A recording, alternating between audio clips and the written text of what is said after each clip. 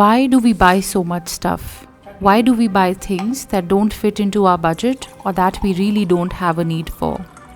The world that we live in today is powered by consumerism. Every single email, every single app wants to tell us about a sale that is going on. Every single influencer wants us to purchase something. In this world that's constantly wanting us to hoard more and buy more, how do we find ground and reduce the need to impulse shop? In today's video, let me take you through some effective steps to do so. If you know me for a while, you now know that I'm making this shift towards minimalism, and everything that I say in this video is based on my experiences. I am not someone who's perfect or has gotten there. I am also taking baby steps at a time, and from this video, if any one of you can walk away with even one valuable lesson that you could implement to reduce your urge to impulse buy or shop, my work here would be done. So the first thing that I have for you is to calculate an item's value in time. Yes, a lot of times impulse shopping is triggered by our emotions. So a good way is to activate the logical part of your brain. So instead of thinking about the value in money, try and calculating the worth of a particular item, whether it's a makeup product, a clothing item that you want to buy, or a gadget. Try to calculate its worth in time. Meaning, if you make 50,000 rupees a month and work 45 hours in a week, and let's say you're trying to buy something worth 1500 rupees or 1600 rupees. And if you calculate its worth in time, that particular item is close to 5-6 hours of your hard work. Now, it's extremely personal, and then you have to decide whether you would like to invest that time or that hard work into that product. Does it really bring any value to your life or not?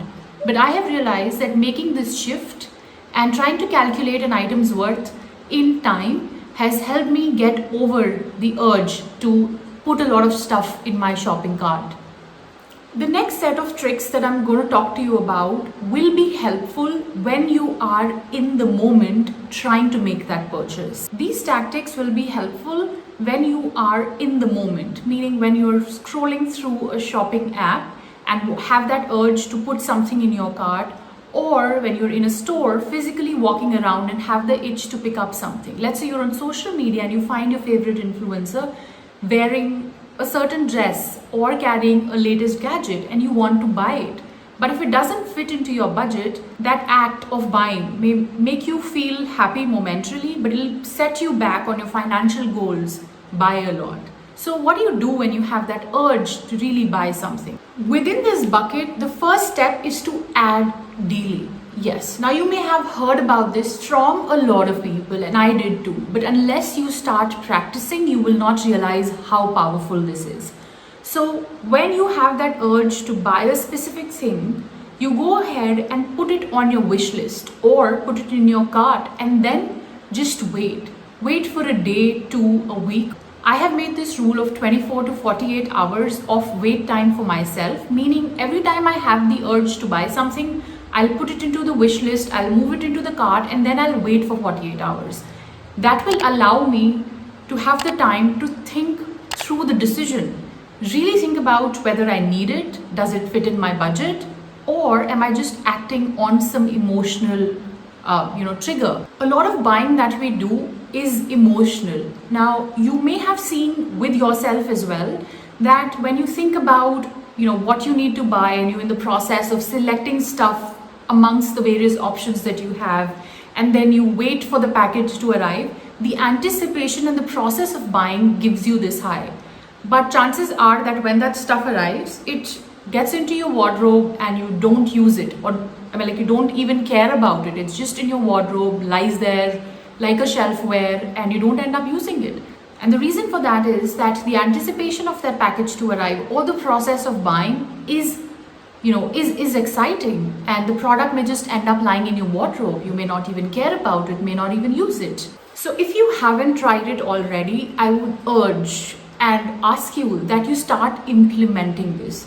Make a preset duration for yourself. You could start with 1 day, it could be 2 days, but once you slow down the process of buying, you will realize that just when you're putting off buying something a little bit longer, you will have had the time to think through and you may not end up needing that thing.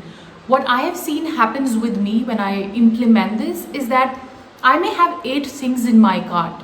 I may want to buy 10 things. If I add delay, what ends up happening is that I may not need 5 things out of the cart. So you may not be able to eliminate the purchase altogether, but it will end up shortening, right? Reducing stuff that you buy. The second thing within the same bucket is to distract yourself, and you could do it in sequence. So when you have the urge to buy, you slowed down, you added that delay. The second thing that you should do is distract yourself, meaning give your mind and body something else to get occupied with.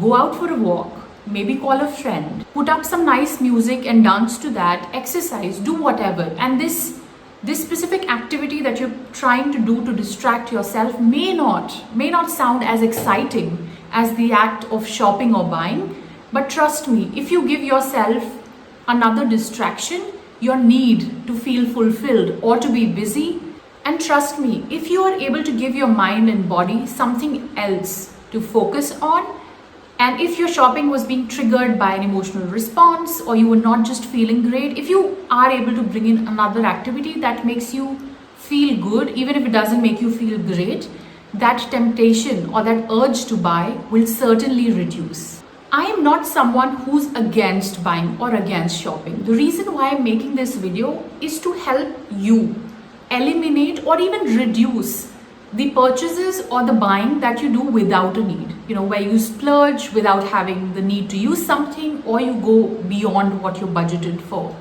This is what I'm making this video for. I absolutely like shopping for things and stuff that holds value, that brings value into my life. So I do shopping as well. I shop online, I shop, from physical stores, but the intent or the idea of this video is to help you with impulse or emotional shopping, or shopping that doesn't fit into your budget, or shopping that doesn't create any value in your life and you're just trying to buy stuff because there's trigger, there's there are outside and internal factors that are tempting you to buy something. The next thing that I want to talk about is calculating the cost per wear. Yes, this means that once you buy a product, let's say you buy a one-time wear dress that costs you 10,000 rupees and you end up wearing it only twice. Let's say it's like an ethnic wear that you need to wear to a specific wedding.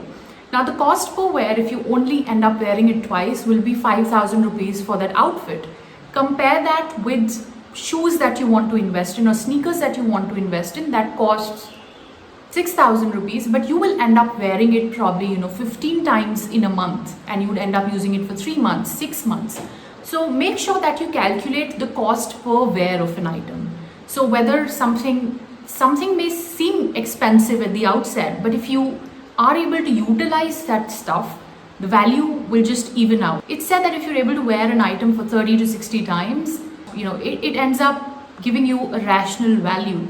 However, I would like for you to calculate it for yourself. Let's say you want to buy like really nice nightwear or athleisure that you may end up wearing every other day or twice a week. The cost per wear would end up reducing by quite a lot if you compare that with an expensive purchase that you would just maybe wear once or twice. So keep in mind calculating the cost per wear, because that will help you decide whether or not you want to invest time and energy and your money into picking that stuff. I hope you liked this video. If you did, don't forget to give a like. I'm trying to get to 100 subscribers, so if there's little value that you got out of this video, don't forget to subscribe. It will mean a lot to me.